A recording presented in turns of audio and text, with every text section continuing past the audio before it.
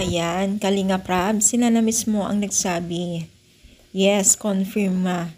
So, bago natin pagpatuloy ang ating pag-support today's video, kung bago ka pa lang sa aking channel, please subscribe, like, and pakit na rin pa natin guys ang notification bell upang ma-update po tayo tuwing ako nag-upload patungkol sa Team Kalingap.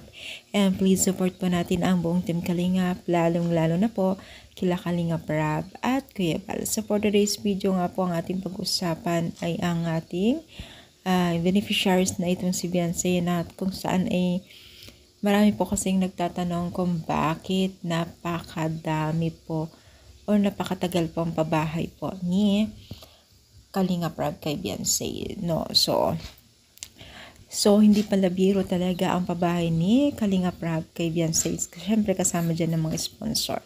Dahil tila pabahay ni Beyonce, sabi nga dito, milyon na nga ba ang ginagastos? Totoo nga ba? Grabe guys, no? Napakalaki.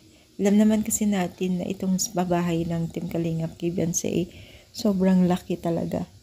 As in, ang laki. Kaya hindi natin talaga masasabi na super talaga ang bilis nito. Dahil nga po sa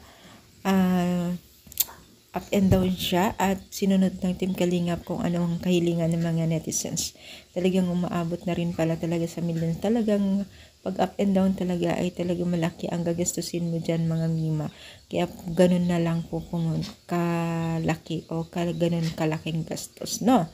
So sana nga, sunod-sunod pa rin ang blessing at napapasalamat din ang mga netizens at ang Team Kalingap or maging na rin po ang pamilya ni Beyonce. Masaya ba kayo para kay Beyonce? Comment down, pa-like button. Thank you and God bless.